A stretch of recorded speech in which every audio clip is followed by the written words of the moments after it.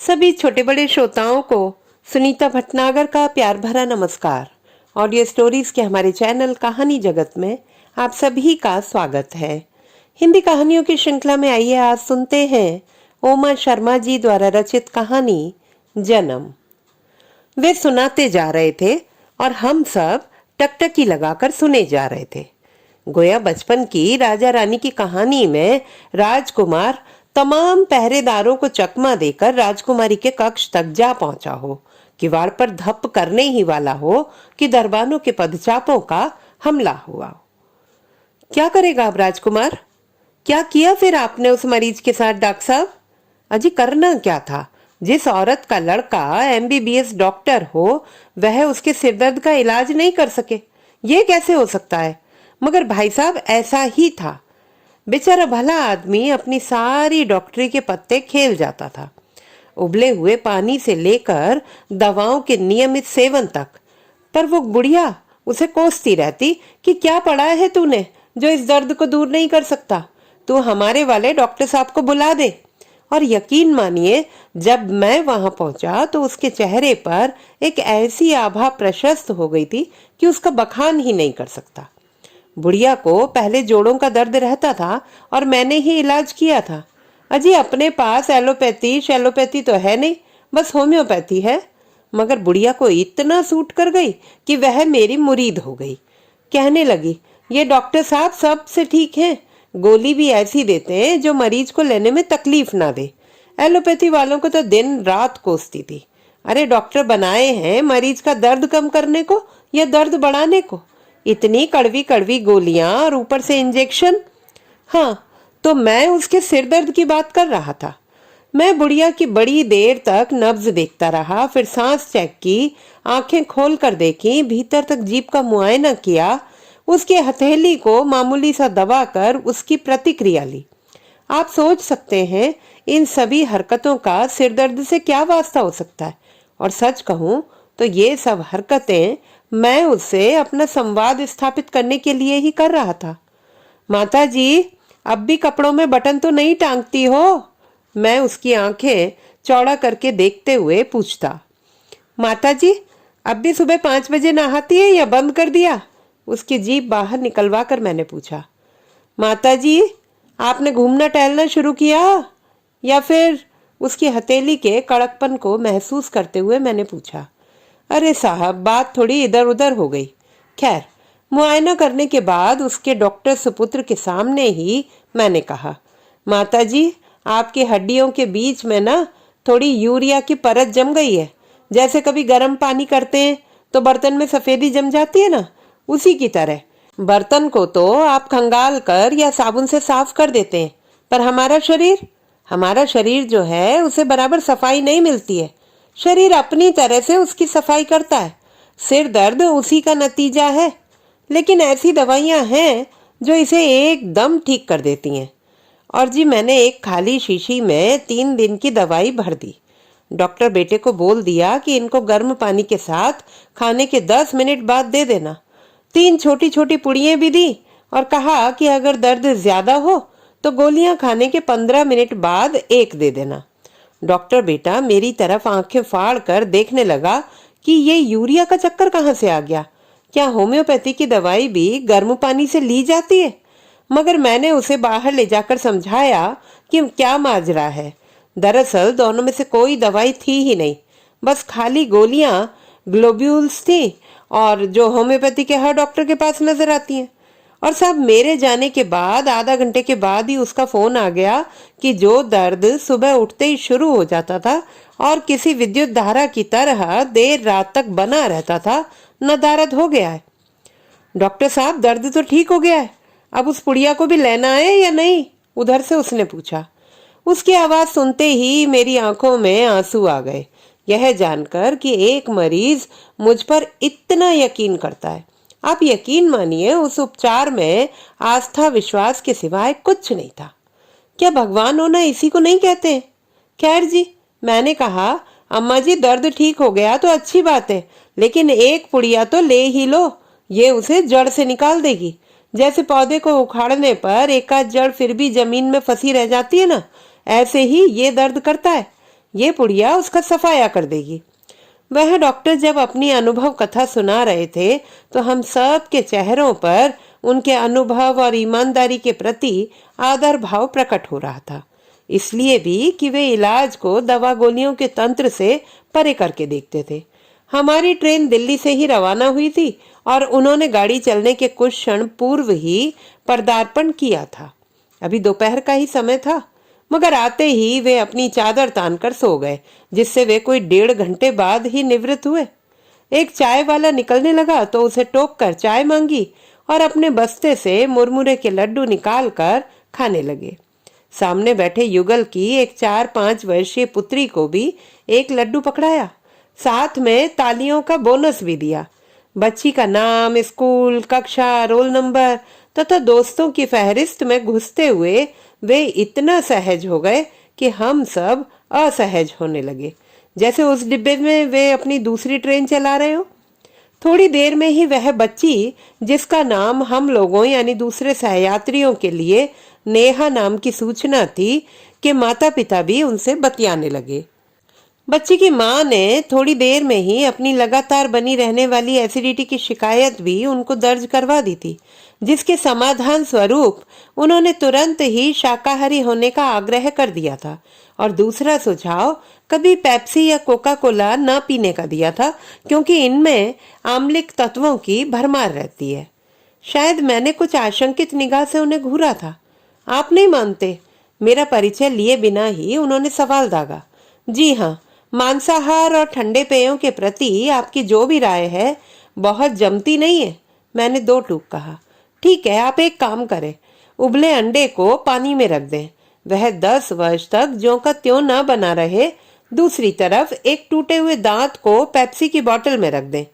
5 दिन बाद अगर उसका नामो निशान भी रह जाए ना, तो मैं अपनी प्रैक्टिस छोड़ दूंगा।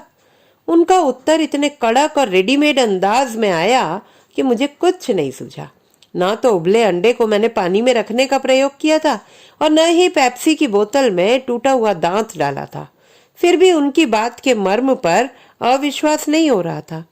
उनकी आवाज की गहराई से लग रहा था कि वे झूठ तो कम से कम नहीं ही बोल रहे हैं। तमाम डॉक्टर लोग तो अंडा खाने की सलाह देते और आप? मैंने अपनी हार न मानते हुए जड़ा। अजी, डॉक्टरों से बड़ा डाकू आज के टाइम में है कौन? उनकी बातें अभी तक आकर्षण का केंद्र थीं, लेकिन अपने ही बंधु बांधवों के प्रति ऐसी एक मुश्त और करारी टिप्पणी ने चौंकाया। क्या यह आदमी इतना तटस्थ और निष्पक्ष है? शायद जयपुर स्टेशन आ रहा था। गाड़ी में गहमा गहमी और बढ़ गई थी, क्योंकि यहीं पर डिनर सर्व होना था। जो लोग अपना खाना लाए थे उन्होंने उसे निकाला और शुरू हो गए, और जो नहीं लाए थे उनका ऑर्डर पहले ही एक लड़का ले गया था और यहाँ परोस रहा था। डॉक्टर साहब, आपका खाना? अब तक कुछ अंतरंग हो आए उस बच्ची के पिता ने पूछा, जो डॉक्टर साहब की डिब्बे में सबसे पहले दोस्त बनी थी और जो कक्षा 1C में पढ़ती थी। अजी, मेरा खाना तो कब का हो गया। भुने हुए चने और मुरमुरे के लड्डू खाने होते सो खा लिए। बरसों से यही आदत है, तली चीजें बंद की हुई हैं। वे अपनी उम्र से भी ज्यादा बुजुर्ग होने लगे। गहमा गहमी और चाय गरम की चिल्लपों के मध्य ही उन्होंने कुछ गैर जरूरी दार्शनिकता ओढ़ते हुए जो कहा, उसका लब्बो लुआब यही था कि आदमी को पेट भरने के लिए चाहिए ही कितना होता है। यह तो उसकी मूर्खता है कि पेट भरने के नाम पर जो चटकारे वाली चीजें वह जीम तक खाता है, उसके लिए कैसा जहर साबित होती हैं। जब तक वह संभलता है अमूमन बहुत देर हो चुकी होती है। आदमी की जरूरत कितनी कम है, इसको कोई सोच भी नहीं सकता। ठीक वैसे ही जैसे उसकी हवस कितनी अथाह है, इसका अंदाज नहीं किया जा सकता। खैर, हमारा खाना हुआ। बच्चों की धमा चौकड़ी मंद होते होते निद्रासन में समा गई, जिसके लिए ऊपर की बर्थें मुफीद थी। मैं अपने अनुमान से कह सकता हूँ कि हम सब का, यानी कि हम दोनों पति पत्नियों का तो कम से कम मन था कि डॉक्टर साहब से और बातें करें। कितने समृद्ध अनुभवों का पिटारा है उनके पास। तो आप माउंट आबू जा रहे हैं? पता नहीं कहाँ का तार जोड़ते हुए मैंने उनसे पूछा। इस नाम का वे कई बार उल्लेख कर चुके थे, शायद नेहा के साथ गुफ्तगू में। जी हाँ, जा तो रहा हूँ, मगर अगले हफ्ते फिर लौटना पड़ेगा। तो क्या आप आबू में नहीं रहते हैं? मैंने विस्मय से पूछा। अरे नहीं साहब, माउंट आबू तो मैं अपनी सेवाएं देने जाता हूँ, ब्रह्म कुमारी आश्रम में। बड़ा सुख सुकून मिलता है वहाँ। और इस मुकाम पर मैं वह सवाल करने से खुद को रोक नहीं पाया जिसने पूरे विमर्श की दिशा ही बदल दी। दरअसल यह सवाल किसी निजी बियाबान में काफी पहले से ही कुल्हाचे मार रहा था। डॉक्टर साहब, आपका परिवार, बच्चे? इस खुले अधखुले प्रश्न ने पल भर में गोकी उन्हें अपनी गिरफ्त में ले लिया। जिसकी उपस्थिति को दर्ज कर रही थी उनकी रहस्यमयी मगर मायने दर्शाती वह मुस्कान, जो बहुत जल्दी जल्दी उनके अधरों पर भारी भरकम बूटों सहित कदम ताल कर रही थी, जैसे उनका साम्राज्य छिन्न भिन्न कर रही हो, गले में अटकी फांस की तरह, जिसे वे तुरंत निकाल कर फेंक कर बाहर करने के लिए असफल प्रयास कर रहे थे। किसी टूटे हुए स्वर को जोड़ने की हड़बड़ी में वे बोले थे, परिवार? परिवार है ना, भाई का है, भतीजी भतीजे हैं, मेरठ में रहते। वैसे मैं तो अकेला ही हूँ, बैचलर। एक शब्द आखिरी के बखान में उन्हें काफी सायास होना पड़ा था। हालांकि पार्श्व में एक संदिग्ध हंसी बड़ी लाचारी से छितर आई थी। इसका कोई विशेष कारण? मुझे इस तरह के निजी मामले में पड़ने की कतई जरूरत नहीं थी, पर मेरे साथ यह खूब होता है कि दुनियावी शालीनता को भंग करके ही मैं सहज हो पाता हूँ। पत्नी भी मुझे इस मामले में कई बार समझा चुकी है। शायद इसी का नतीजा था कि अपने सवाल का उत्तर ढूंढने की बनिस्बत मैंने डॉक्टर साहब से उनका नाम पूछ डाला, डॉक्टर बलवंत राय, और मैंने अपना नाम बताया, सुमित मुदगल। दूसरे दंपति ने भी अपना परिचय दिया, संजीव सिन्हा और उनकी पत्नी काजल। नामों की अदला बदली के बाद हम सब ने एक मतलब परक ठहाका लगाया कि देखो कैसी कैसी बातें करते आ रहे हैं घंटों से, और अभी तक एक दूसरे के नाम भी नहीं जानते। परिचय के इस कुमिल ने अपना काम खूब किया। बिना पुनर्स्मरण कराए राय साहब बोले, कारण तो जी क्या होना है, आपने इसे किस्मत का नाम देना है तो किस्मत कह लो। हम सब अब भी एकटक होकर निहार रहे थे।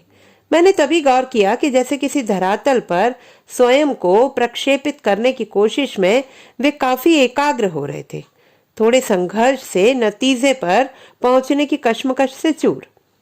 मुदगल जी, किस्मत की बात है, सन 70 में मेरी सगाई तक हो गई थी, फिर भी, कहकर वे रुक गए। सीधे हाथ की उंगलियों का गिरोह एक अनायास ऐंठन लेकर वापस आ चुका था। फिर भी क्या, कोई व्यवधान आ गया? कहीं कोई इश्क विश्क का चक्कर? अजय ऐसा वैसा कुछ नहीं था, मगर मैं कह रहा था ना कि सब कुछ किस्मत का खेल होता है। शादी नहीं होनी थी तो कहाँ से होती? होता क्या है कि जिसे हम किस्मत कहते हैं वह हमारे पास कई तरह से आती है, कभी अच्छे खानदान में पैदाइश से, तो कभी निम्न परिवार में जन्मने से, कभी अच्छी संगत से, तो कभी जाहिलों के बीच रहकर, कभी अच्छी पत्नी के माध्यम से, तो कभी कुंवारे रहकर, कभी बड़ी लंबी फहरिस्त थी उनकी। हम थोड़े सकते में पड़े कि आखिर डॉक्टर साहब कहना क्या चाह रहे हैं। इसकी भी हाँ और उसकी भी हाँ वाला मामला ज्यादा लग रहा है। अपनी अनर्गलता को हमारे चेहरों पर छाते शायद उन्होंने पढ़ लिया था। धुंध छांटते हुए बोले, दोस्तोवस्की जैसा कंगाल इंसान साइबेरिया में रहकर, जुआ खेलकर, तमाम बीमारियों को झेलकर ऐसा साहित्य लिख डालता है जो निसंदेह शाश्वत है, और उधर श्रीकांत वर्मा जैसा कवि का बेटा होकर अभिषेक वर्मा फरेब करके लोगों को फंसाता है, तो क्या मतलब रह जाता है परिवार या परवरिश का? थोड़ी धुंध छटी तो सही, पर उतनी ही और आ गई। इसमें आप कहाँ बैठ रहे हैं डॉक्टर साहब? चाहते हुए भी यह सवाल नहीं किया कि डॉक्टर साहब, आप कहीं साहित्य वाहित्य में भी दखल तो नहीं रखते? हाँ, वो आप सगाई की बात कर रहे थे ना? मैंने हौले में गाड़ी को पटरी पर बिठाना चाहा। वे थोड़े सचेत से हुए, एक पल के लिए निगाह मुझ पर जमाई, थोड़े आश्वस्त हुए और किसी आंतरिक दर्द पर काबू पाने की निजात से बोले, ओ जी, हुआ क्या कि उन दिनों हमारा परिवार हापुड़ रहता था। प्रॉपर हापुड़ तो नहीं, मगर उससे 2 किलोमीटर दूर। मैं तब तक बीए कर चुका था। लड़की हापुड़ की ही थी, हायर सेकेंडरी पास कर चुकी थी। बहुत सुंदर तो नहीं थी, मगर ठीक ही थी। 4 भाइयों की अकेली बहन थी। उसके बाप का दाल मोट का अच्छा काम था। मेरी हाइट तो आप देख ही रहे हैं, पर उन दिनों खेलने कूदने से चेहरे पर खूब रौनक रहती थी। अब इसे किस्मत नहीं तो क्या करूंगा कि जब सगाई हो गई तो उसके 2-4 रोज बाद ही मुझे बड़ी अजीब सी बीमारी हो गई। पूरे शरीर पर खुजली और खारिश का असर, चमड़ी एकदम काली और सख्त हो गई। जिसने जो डॉक्टर कहा जाकर दिखाया। खून की उन दिनों जैसी भी जांच होती थी कराई गई। नीम के पत्ते खाने शुरू किए, पपीता मेथी से लेकर आंवले तक का यथा सेवन किया, मगर मेरी काया ने जो कुरूपित होना शुरू किया तो उसकी लगाम किसी के हाथ नहीं आई। माँ बाप और भाई सभी दिल से साथ थे, मगर अपनी नियति से लड़ते लड़ते मैं ही परास्त होने लगा। ना कॉलेज जा सकूं, ना खेल कूद सकूं, शीशा देखूं तो डर लगे।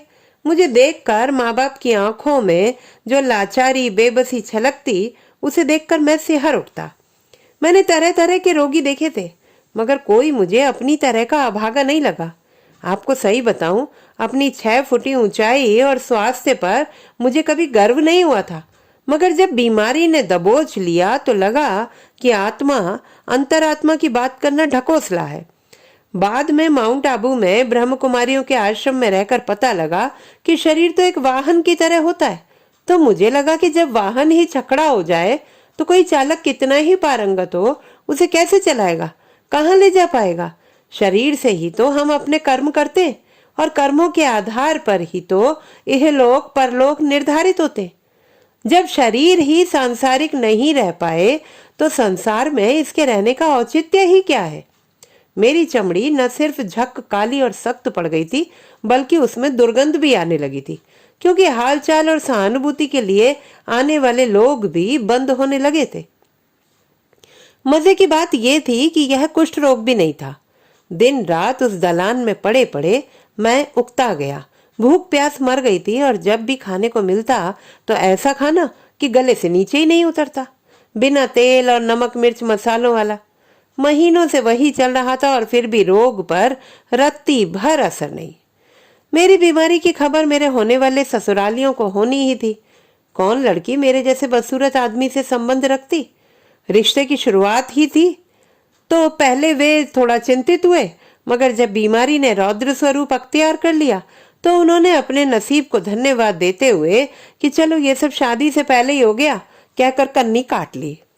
उस घुटन और सड़ांध में और जीना असंभव हो गया, तो मैंने तय किया कि ऐसे जीवन से क्या लाभ। खुद के दुख से ज्यादा मैं अपने परिवारजनों के दुख को लेकर दुखी था, जो सब कुछ करने के बावजूद कुछ नहीं कर पा रहे थे। तो साहब, मैंने मौका पाकर 2 चिट्ठियां लिखी। एक घर वालों के नाम कि मुझे ढूंढने की कोशिश मत करना, मैं अपना जीवन समाप्त कर रहा हूँ, जो मैंने घर पर तकिए के नीचे छोड़ दी। और दूसरी लिखकर अपनी जेब में ही डाल ली कि मेरी मौत के लिए कोई जिम्मेवार नहीं है। यह कदम मैंने स्वेच्छा से उठाया है। तय किया कि रेल की पटरी सबसे मुफीद रहेगी। साइनाइड के बारे में तो तब पता ही नहीं था, और न वह मिल सकता था। कुएं कुएं के विकल्प में थोड़ी असफलता झलकती थी। वहां तो ढोर ढांगरों को भी ऐसे नहीं मरने दिया जाता था। फिर मैं तो इंसान हूं। मुझे दुनिया से कूच करने की ऐसी धुन लगी थी कि अपनी मंशा को अंजाम देने के लिए हापुड़ स्टेशन से थोड़ी दूर मैंने अपना मरण स्थल चुन लिया। अब सोच के हंसी आती है। न कोई सुनसान जगह, और दिन भी पूरी तरह ढलना बाकी था। अपनी उत्कंठा से मैंने एक आध बार पटरी पर लेटने का अभ्यास भी किया। 6 बजे वाली पैसेंजर ने हापुड़ स्टेशन से चलने से पहले जब सीटी मारी तो मैं उल्टा मुंह किए पटरी में धंस गया, और माँ को याद करते हुए ओम नमः शिवाय, ओम नमः शिवाय, ओम नमः शिवाय जल्दी जल्दी बुदबुदाने लगा। आदमी का जानवर भी अजीब होता है। ध्वनि की गति सघन माध्यम में विरल से ज्यादा होती है। भौतिक विज्ञान के इस हाई स्कूली ज्ञान के कारण मैं आती हुई गाड़ी को किसी भी क्षण अपने पर उतरता हुआ महसूसने लगा। नहीं नहीं, मेरा वहां से हटने का कोई मन नहीं बना। इसकी शायद 2 वजह रही होंगी। एक तो उस हार में मुझे कहीं न कहीं बीमारी के ऊपर अपनी मानसिक जीत लग रही थी, क्योंकि भगवान से लाख प्रार्थनाओं के बाद भी इसने मुझे निजात नहीं दी थी। दूसरा संतोष मुझे परिवार को लेकर था कि अब उन्हें मेरे कारण त्रस्त, लाचार और बेबस नहीं रहना पड़ेगा। तात्कालिक दुख होगा, मगर बीमारी के मद्देनजर एक दीर्घकालीन संतोष भी होगा। अपने से ही थोड़ा छुपकर मैंने कनखियों से उस वनमानस स्वरूप भाप के इंजन को देखा, जो किसी भी क्षण मुझे मोक्ष दिलाने के लिए व्यग्रता से अग्रसर हुए जा रहा था। और जब झपट्टा पड़ा तो मैं किनारे के पत्थरों पर मुंह के बल पड़ा था। नीम अंधेरे की बदहवासी में ही मैंने देखा कि एक हष्ट पुष्ट मूछधारी बुजुर्ग ने मुझे जकड़ रखा था। गाड़ी का आखिरी डिब्बा जब अपनी भड़बड़ाहट थूक कर गुजर गया तो कुछ पल तक तो मैं दबोचावस्था में ही पड़ा रहा। तब तक वहां 4-6 लोग और आ गए थे। आप जानते ही हैं, आत्महत्या कोई जुर्म नहीं है, मगर यदि इसका प्रयास नाकाम हो जाए तो जुर्म बनता है। मगर तारीफ उस मूछधारी की कि ना तो उसने मुझे तमाचा मारकर एहसान जताया और ना किसी दूसरी किस्म की नागरीय शराफत दिखाई। अपनी गिरफ्त ढीली करके, तमाशाइयों को सरेआम नजरअंदाज करके, किसी दोस्त के अधिकार में गूंथ कर वे मुझे एक रेस्टोरेंट में ले गए और गर्मा गर्म दूध पिलवाया। मैं तो सन्न था ही, वे भी बहुत नहीं बोल रहे थे। नाम, गांव, परिवार, पढ़ाई, रोजी रोटी के बारे में तफसील से पूछा। उन्होंने सिर्फ पूछा, न कोई हिदायत न कोई डांट। गोया बातचीत का कोई सूत्र मात्र हो ये कदम। वो तो मैंने ही बताया कि मैं क्यों मजबूर हो गया था।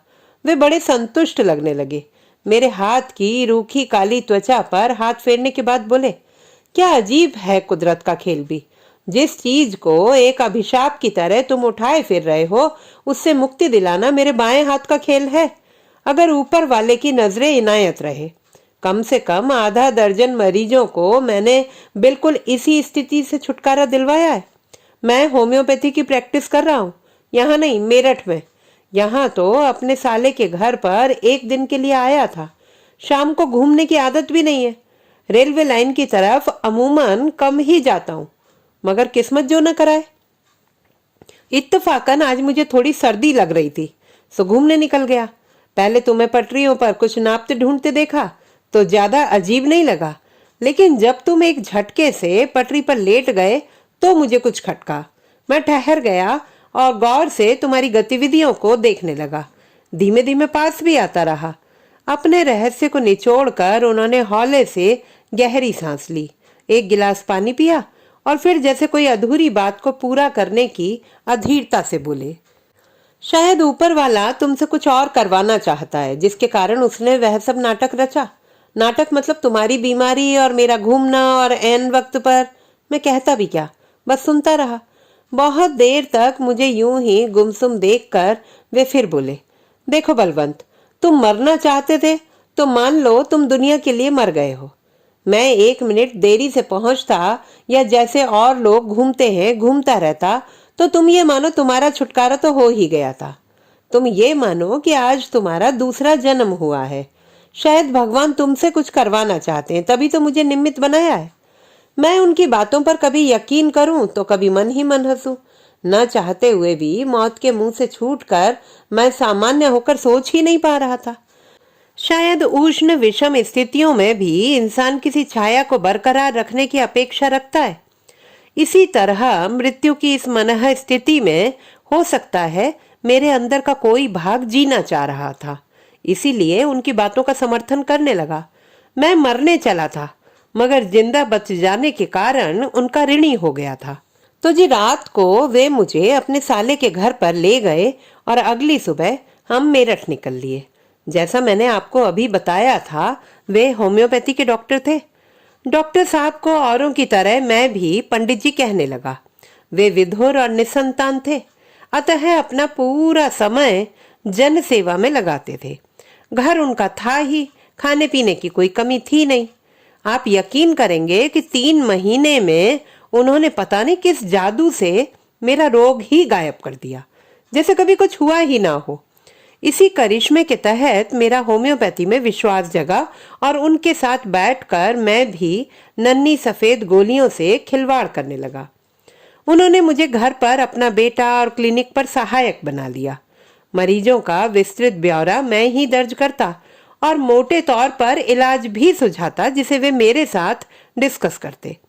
मेरी सही समझ पर अक्सर वे मुझे उत्साहित करते और गलती होने पर बताते कि मुझसे कहाँ चूक हुई है। थोड़े दिनों में तो मेरा हाथ ऐसे बैठ गया जैसे मेरी 7 पुश्तें यही काम करती आई हो। शायद इसका कारण यह भी रहा हो कि मैं होम्योपैथी की किताबें भी लगातार पढ़ता था। उन्हीं दिनों की बात है, मैं जब पूरी तरह से ठीक हो गया तो पता नहीं क्या सोचकर मैंने पंडित जी से घर वापस जाने की इजाजत मांगी। मुझे आए अभी 6 महीने से ज्यादा नहीं हुए होंगे। मैं अपनी बीमारी को किसी दुस्वप्न की तरह भूल चुका था। सुख का सार इसी में तो है कि वह दुख को नेस्तनाबूद कर देता है। मैं जवान तो था ही, तो फिर से शादी के ख्वाब देखने लगा था। उधर पंडित जी सिर्फ डॉक्टर ही नहीं थे, मन को भी खूब पढ़ते थे, मन को पढ़ना जानते थे। ये सारी चीजें मैंने उन्हीं से सीखी थी। सीखी क्या, उन्होंने खुद सिखाई थी। कैसे मरीज का विश्वास जीता जाता है, क्या उसकी पसंद नापसंद है, उसकी उम्र के मुताबिक क्या उचित और अनुचित होता है, इन सब की बहुत बारीक और सटीक समझ उनमें थी। और वे जोर देकर मुझे भी इस तरफ उकसाते थे। हाँ, तो जब मैंने घर जाने की बात उनसे चलाई तो थोड़ी सकुचाहट के बाद उन्होंने इजाजत दे दी। इजाजत तो दे दी, लेकिन मैं जानता था कि वे खुश नहीं थे।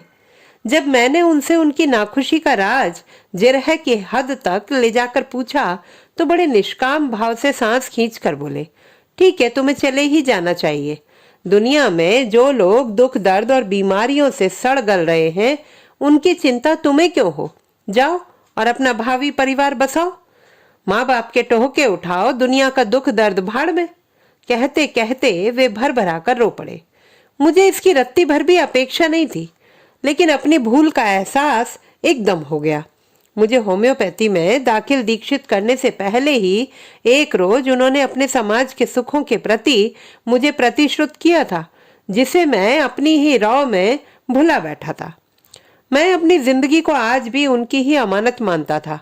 इसलिए नहीं कि उन्होंने रेल के नीचे आने से बचाया था, नहीं, वह आ भी जाता तो मैं अच्छा बुरा कुछ भी कहने लायक नहीं बचता, बल्कि इसलिए कि सड़ांध मारती त्वचा से जो मैं बहिष्कृत हो रहा था, उससे उन्होंने मुक्ति दिलाई। सच कह रहा हूं, अगर वह रोग रहता तो किसी न किसी दिन तो मुझे इस लोहपत गामिनी का आलिंगन करना ही था। मैंने उनके चरण छूकर पुनः माफी मांगी तो उन्होंने गले लगाकर जीवन के कर्तव्यों के प्रति मनुष्य होने के कारण सार्थक उद्देश्य परक जीवन पर चलने के महत्व पर पुनः प्रकाश डाला। मुझे उनके आचरण और नियत में जरा भी फरेब नहीं दिखता था। घर और क्लिनिक दोनों जगह मुफ्त इलाज तो वे करते ही थे, दूसरे गांव देहात जा जाकर भी बीमारियों से लड़ते थे। तब मुझे ताज्जुब होता था कि यह सब भागदौड़ करने के लिए उनमें शक्ति आती कहाँ से। ये तो बाद में एहसास हुआ कि सार्थक सेवा कितनी बड़ी ऊर्जा संचित किए रहती है। मैं खुद इसका गवाह था। उन दिनों जब उस काली सड़ती त्वचा की परछाई से भी लोग कतराते थे, पंडित जी गौर से छूकर सहलाकर रोग की प्रकृति से दो चार होने में लगे रहते थे। वो तो खैर पुरानी बात हो गई। आप आज भी बताइए कि आम आदमी नहीं, कितने डर्मेटोलॉजिस्ट हैं जो मरीज की त्वचा को छूने का साहस करते, जबकि सच ये है कि एक अवस्था के बाद त्वचा का रोग जितना त्वचा का होता है उतना ही मन का हो जाता है। ये जितना ऊपरी है उतना ही अंदरूनी भी है। हमारे शरीर की तमाम कुरूपताओं को त्वचा ढकती है, मगर जब त्वचा ही विद्रोह कर उठे तो क्या होगा, शरीर या उसकी कोई भी क्षमता किसी लायक बचेगी। मैं ये जानता था कि उन्होंने अपने जीवन में कितने बलवंतों को मुक्ति दिलाई है, फिर भी मैं दूसरों से अलग और उनका चहेता बन गया। मेरा आचरण उन्हें किसी सदमे से कम नहीं लगा होगा, क्योंकि पहले तो 3 दिन वे बुखार से त्रस्त रहे और उसके बाद कई दिन तक अशक्ति की लपेट में। मैं अपनी सारी शिक्षा दक्षता उन पर आजमाऊं, मगर सब बेअसर। तभी उन्होंने आबू चलने का सुझाव दिया। मैंने तो कभी ये नाम भी नहीं सुना था। अच्छी जगह है आबू पहाड़, एकांत प्रदेश है, और सबसे बड़ी बात ये जो शायद तुम अभी तक नहीं जानते हो कि वहां ब्रह्म कुमारियों का एक आश्रम है जिसके साथ हमारी कई वर्षों की सहभागिता है। तुम्हें अच्छा लगेगा। उनके पास व्यापक दृष्टि और आयोजन होता है। उन्होंने अपनी बात सूक्ष्मता से ही कही, मगर मुझे चौंकाने के लिए काफी थी। आबू पहाड़ और ब्रह्म कुमारी, क्या बलाएं हैं। और सच बात तो यह है कि उम्र की इस दहलीज पर खड़े होकर मेरे मन में ऐसे ऐसे विचार भी भड़बड़ाने लगे जिन्हें साफ तौर पर अनैतिकता की संज्ञा ही दी जा सकती थी। हापुड़ से निकलकर मैं मेरठ आया और अब उनके साथ मेरठ से निकलकर माउंट आबू। बहुत विशाल परिसर में प्रकृति की गोद में बना है उनका आश्रम। यहाँ आकर जैसे मेरा तीसरा जन्म हुआ। इसलिए नहीं कि यहाँ आध्यात्मिक स्तर पर जो अनुभव हुए थे पहले कभी नहीं हुए थे, बल्कि जिंदगी और मौत के बीच चलती तकरार की जो गुत्थम गुत्था यहाँ देखी वैसी पहले कहीं नहीं देखी थी। यहाँ उनका एक 50 बिस्तरों का हॉस्पिटल तो था ही, जिसमें पंडित जी सहित दूसरे डॉक्टर अपनी सेवाएं प्रदान करते थे। एक छोटा सा वृद्धाश्रम भी था जिसकी एक एक ईंट पर जिंदगी मौत का कहर ढहा रही थी। वहां कोई बंदिश भी थी नहीं। सो मैं मरीज देखने के बाद उन लोगों से गपियाता बतियाता। 4 पुत्रों द्वारा निष्कासित पिता था वहां, तो अकेले पुत्र द्वारा प्रताड़ित पिता भी। किसी के बच्चों का अच्छा व्यवसाय था तो किसी के रिश्तेदार अमेरिका में। यूं एकाध गरीब बुजुर्ग भी थे, लेकिन अधिकांश की संततियां संपन्न और सुसंस्कृत सी ही थीं। एक वृद्ध को अस्थमा था जिसका इलाज मैं ही कर रहा था। जनवरी के शुरू की बात है। शिमला विमला में बर्फ गिरने से तापमान एकदम गिर गया था आबू में। उस सज्जन का अस्थमा ऐसा उखड़ा कि काबू में ही ना आए। मैं और पंडित जी दिन रात उनके साथ भिड़ंत करते रहे, मगर कोई सुधार नहीं। तीसरे रोज पंडित जी ने वृद्धाश्रम के कर्ता धर्ता हेमंत भाई को मशवरा दिया कि इनका वक्त आ गया है, इसलिए जिसे मिलना हो मिल लें। 3 दिन तक कोई नहीं आया। चिता को आग हेमंत भाई को ही देनी थी। जैसे ही चिता ने आग पकड़ी वे मेरे कंधे पर फपक पड़े। डॉक्टर साहब, 40 बीघा जमीन छोड़ी इस इंसान ने अपने उस इकलौते बेटे के नाम। उसे जयपुर में घर बनवा कर दिया। एक्सपोर्ट के धंधे के लिए पैसा अलग से दिया। मैंने फोन करके आखिरी दर्शन करने की कल बात कही तो हरामी कहता है कि हेमंत भाई पैसे की चिंता मत करना, मैं ड्राफ्ट भेज दूंगा। बताते बताते उनकी आंखें सजल हो गईं, पर बिना नियंत्रण खोए उन्होंने फिर अपनी रफ्तार पकड़ ली। आबू पहाड़ के ऐसे कई अनुभव रहे जिन्होंने मुझे झकझोर कर रख दिया। पंडित जी तो मेरे सामने थे ही, अब हेमंत भाई की मिसाल भी मेरे आगे थी। अपने पेशे से जन सेवा के लिए मैं और ज्यादा समर्पित हो गया। आबू पहाड़ से तो जो संबंध 30 साल पहले बना था वो स्थायी हो ही गया। कोई 5 महीने मेरे अब आबू में ही गुजरते हैं। वहां जितनी सेवा मैं मरीजों की करता हूँ उतनी ही मेरी भी होती है। तमिलनाडु से लेकर बिहार तक से लोग हमारे यहाँ आते।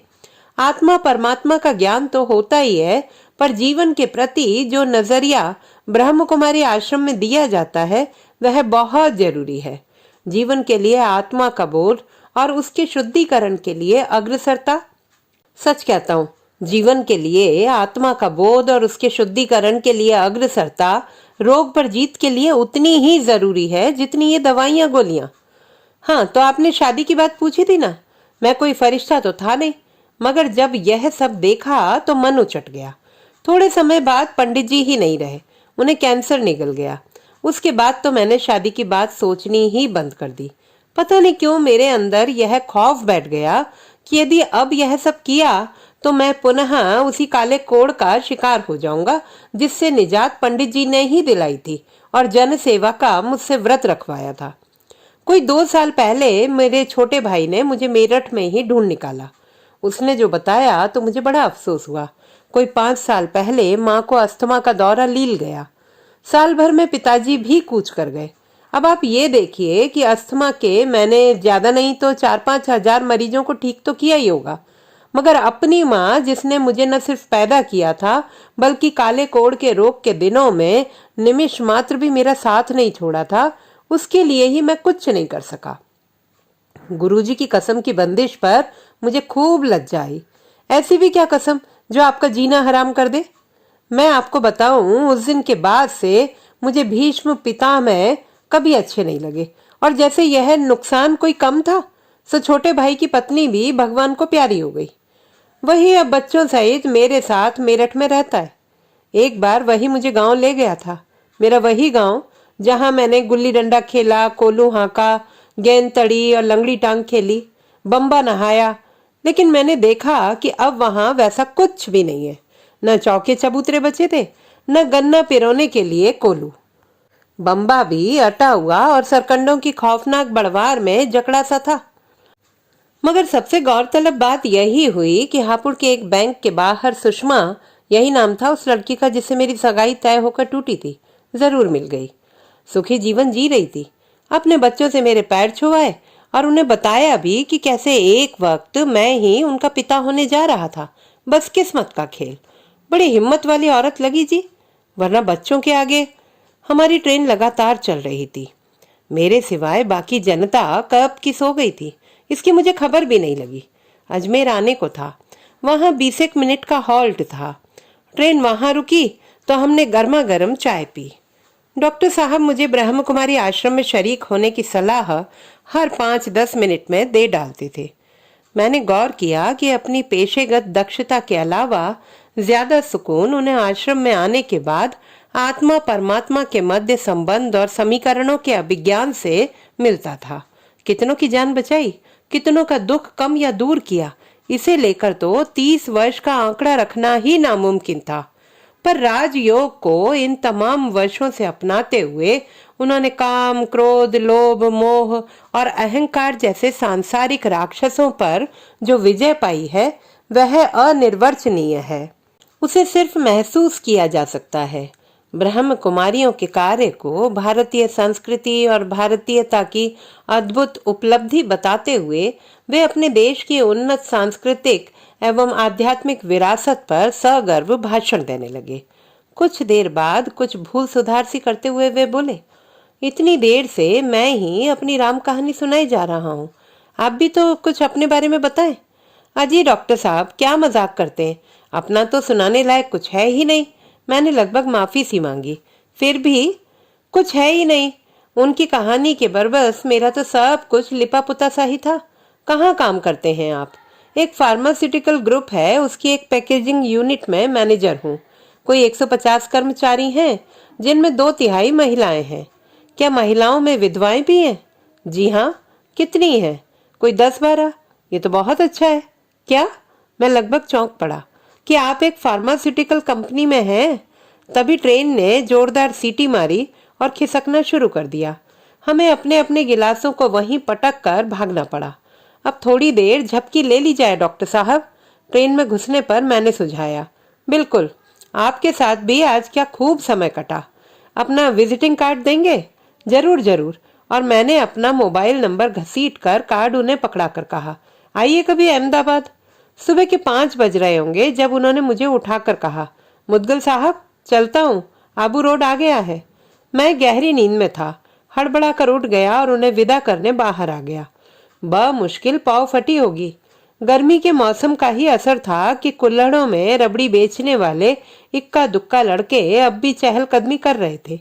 उन्होंने मुझसे एक कुल्हड़ खींचने का इसरार किया, जो मुझे प्रतीक्षारत नींद के झोंके के कारण स्वीकार्य नहीं लगा। फिर अपना सामान नीचे रखकर यकायक उन्होंने मेरी सीधी हथेली को अपने खुरदुरे पंजों में दबोच लिया।